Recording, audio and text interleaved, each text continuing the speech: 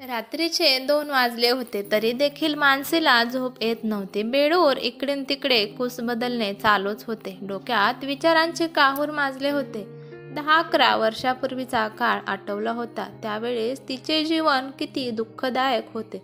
नुसत्या विचारानेच तिचे अश्रू वाहत होते. 10 वर्षापूर्वी तिचे विराजसोबत लग्न झाले. सुखी संसाराचे स्वप्न घेऊन तिने सासरी प्रवेश केला.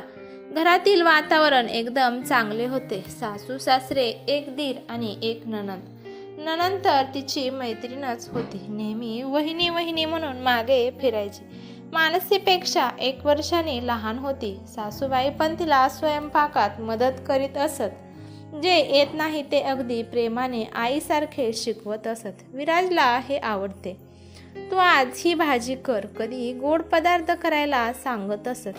एकदम खेळीमेळीचे वातावरण होते. तिचा दिवस कसा जायचा हे पण तिला समजत नसे. विजय ऑफिसमधून आल्यानंतर त्याच्यासाठी छान चहा करून प्यायला तिला आवडत असे. विराजचे सर्व काम ती आवडीने मनापासून करीत असे. पण लग्नानंतर काही दिवसांनी तिच्या लक्षात आले की विराज कामापुरतेच बोलतो, जास्त बोलत नाही, बाहेर फिरायला घेऊन जात नाही, बायकोचा हक्क मला देत नाही, सारखं माझ्यापासून दूर असतो. पण अरेंज मॅरेज असल्यामुळे मानसीने एवढे मनावर घेतले नाही. तिला वाटले हळूहळू विराजमध्ये बदल होईल.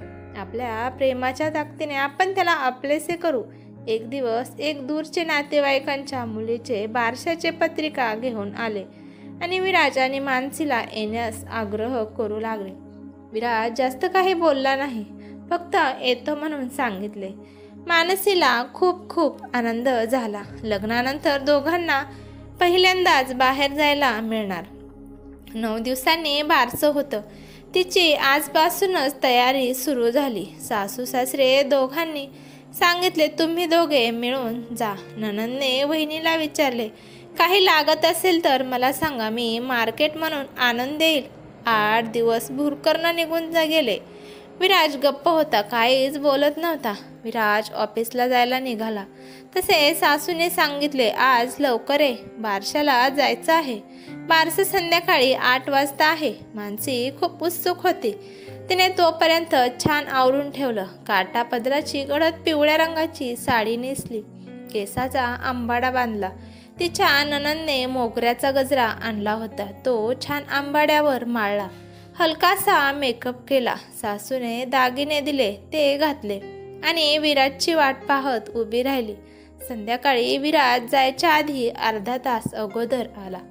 चहा घेऊन आणि कपडे बदलून ते दोघे निघाले. मानसी पुढे त्याच्यापाशी बसणार होती, परंतु विराजने तिला पाठीमागे बसायला सांगितले. म्हणाला, मला गाडी चालवताना डिस्टर्ब होईल.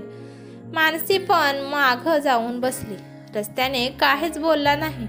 पाहुण्याच्या घरी गेल्यावर एका ओळखीच्या नातेवाईकांकडे मानसीला सुपूर्त केले आणि सांगितले, बारसं झाल्याबरोबर काकूंबरोबर जेवण कर, आपण लगेच निघू. असे सांगून तो मित्रांसोबत जाऊन बसला. मानसीला जरा वेगळेच वाटले, पण तिने मनावर घेतले नाही. काकू तिला प्रश्न विचारत होत्या, तुझे शिक्षण किती? तू काय करतेस? मानसी थोडीशी अपसेट होती. विराजला शोधत होती.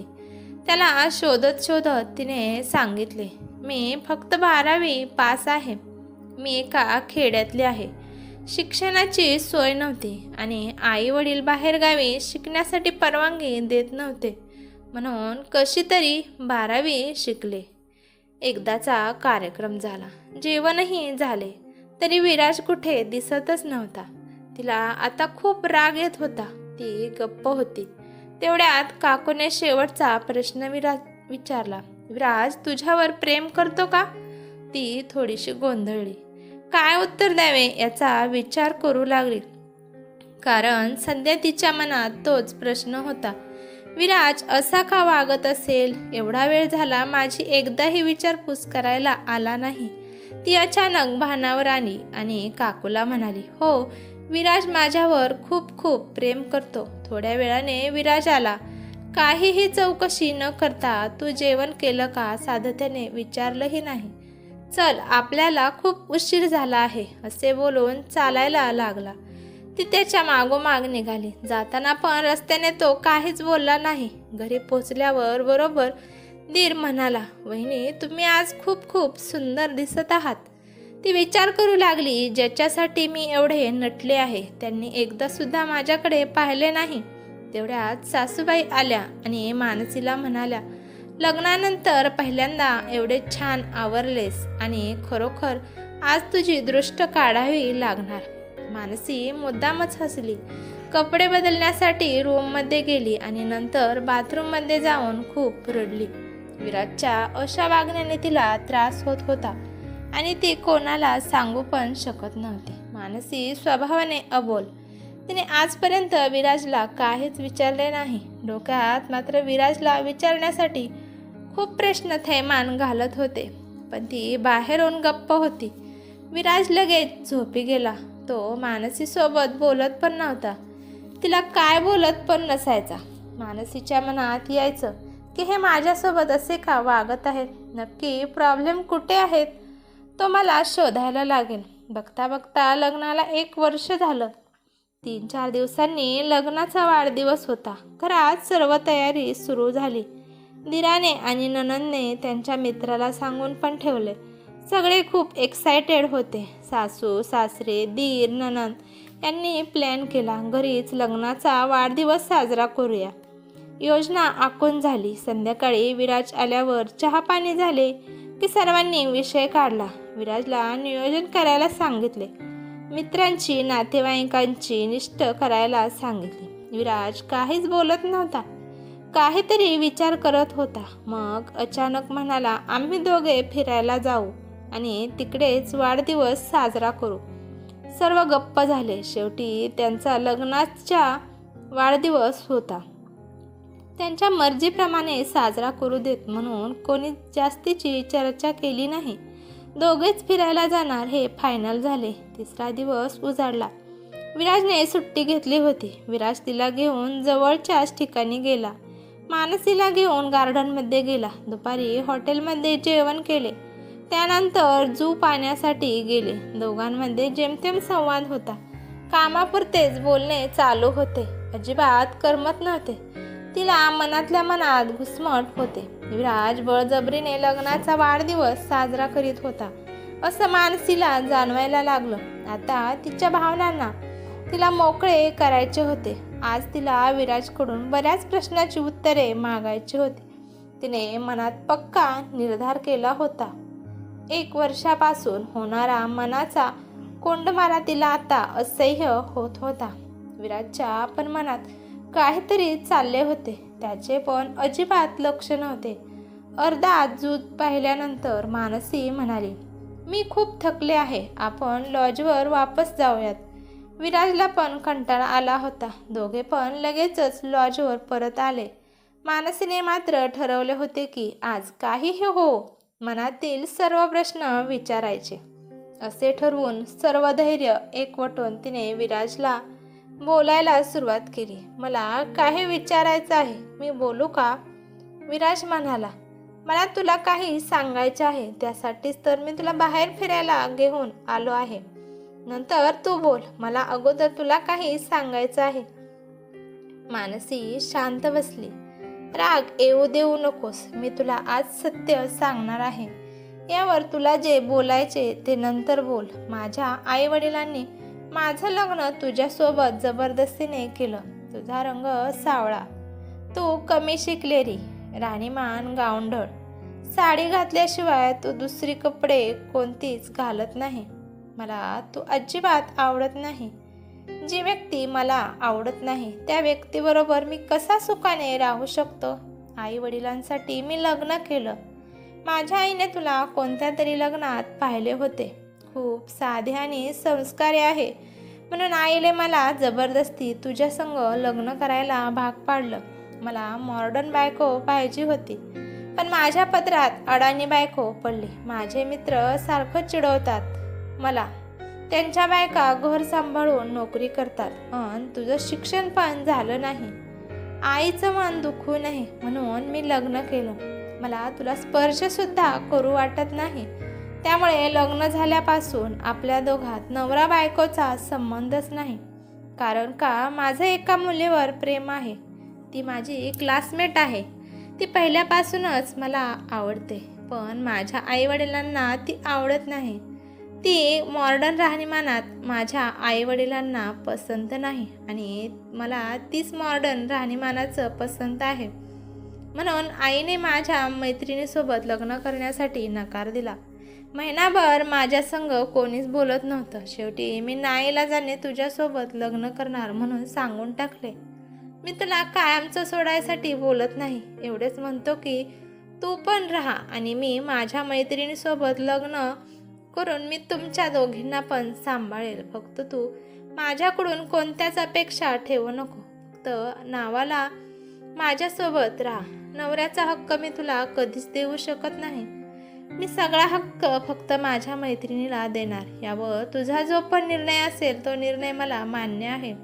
मानसीच्या पायाखालची जमीनच सरकली. तिला चक्कर आल्यासारखं होत होतं. तिला काय होतंय हे तिला कळतच नव्हतं.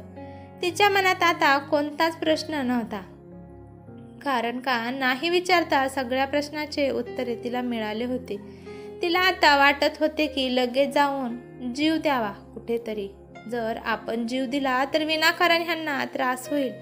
त्यामुळे तिने तो निर्णय माघारी घेतला. तिला चक्कर येत आहे म्हणून विराजने तिला पाणी दिले. तू विचार करून मला सांग, असं म्हणून तो बाहेर वॉकिंगसाठी गेला. अचानक फोनची रिंग वाजली आणि विचारातून बाहेर आले. तिला हे 10 वर्षापूर्वी घडलेला प्रसंग तिच्या डोळ्यासमोर आला. हा प्रसंग आठवायच्या मागं कारण का काल अचानक तिला विराजची भेट झाली आणि त्याने तिला भेटण्यासाठी बोलवलं. तिने नकार दिला, परंतु तो म्हणाला मला काहीतरी बोलायचं आहे. त्यामुळे मानसी मान्य झाली. दोघे पण घाईत होते. मानसी पण एक महत्त्वाची मीटिंग होती. मानसीने 10 वर्षापूर्वी विराजला सोडून द्यायचा निर्णय घेतला होता. लग्नाच्या वाढदिवस ही दोघांची शेवटची भेट होती. मानसीने जिद्दीने पार्लरचा कोर्स पूर्ण केला. मानसीने खूप मेहनत करून स्वतःच्या पायावर आता 5 पार्लर उभा केले होते आणि अशाच गरजू मुलींसाठी आता ती मदत करते आणि त्यांना तिच्या पार्लरमध्ये कामाला ठेवते. मोठ्या मोठ्या ठिकाणी तिचे पार्लर आहेत. आता मानसी रोज लाखोने कमवत आहे. दुसऱ्या दिवशी मानसी आणि विराज एका 5 स्टार हॉटेलमध्ये भेटले. मानसी त्याच्याकडे वर तोंड करून सुद्धा पाहत नव्हती. विराज तिच्याकडे एकटक पाहतच होता.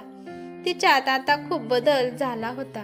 केस कट केले होते आणि मोकळे सोडले होते. जीन्स पॅन्ट आणि टॉप घातला होता. रंग पण बऱ्यापैकी उजळला होता. हलकासा मेकअप केला होता. खूप खूप सुंदर दिसत होती. तिचे मॉडर्न रूप विराजला आकर्षित करत होते. 10 वर्षापूर्वीची साधी भोळी अडाणी मानसी हीच आहे का? हा विश्वास विराजला बसत नव्हता.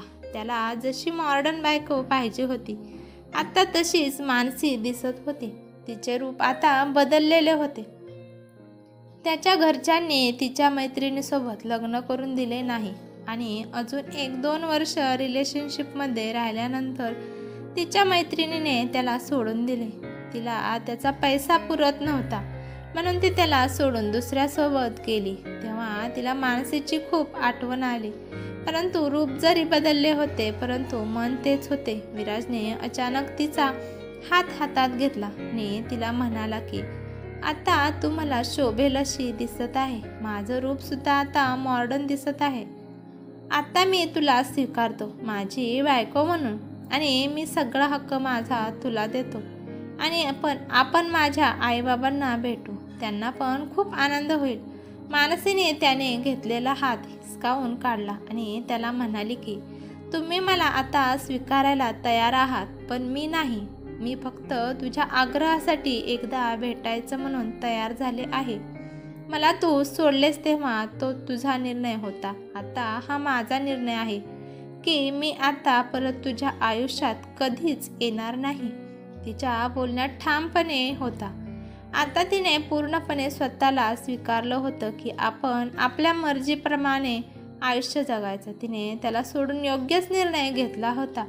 10 वर्षापूर्वी जशी वेळ तिच्यावर आली होती तशी वेळ आज विराजवर आली होती. त्याने माझ्या राहणीमानावरून आणि अडाणीपणावरून मला सोडून दिले. त्यांनी फक्त माझ्या शरीरावर प्रेम केले होते. माझं मन त्याने पाहिलंच नाही. मनाची सुंदरता विराजला कधी दिसलीच नाही. त्यामुळे हा माझ्यासाठी योग्य नाही, तिने स्वीकारले. तेवढ्यात फोन आला. तिने तो फोन घेतला आणि तिची असिस्टंट म्हणाली की मॅडम, आपल्याला उद्या दुबईतील कंपनीचे काही पार्लरसाठी प्रॉडक्ट दाखवणार आहेत. त्यांची कंपनी उद्या आपल्या पार्लरमध्ये मीटिंगसाठी येणार आहे. त्यासाठी उद्याची मीटिंग करू का? तिने हो म्हणून फोन ठेवला. विराजने हे सगळं ऐकलं. डिनर झाल्यावर मानसी लगेच निघाली. मला खूप काम आहे हे कारण सांगून ती तिथून निघाली. विराज हताश होऊन बराच वेळ तिच्या पाठमोऱ्या आकृतीकडे पाहत होता. ही कथा कशी वाटली कमेंट करून कळवा आणि व्हिडिओला लाईक, चॅनलला सबस्क्राईब करायला अजिबात विसरू नका. धन्यवाद.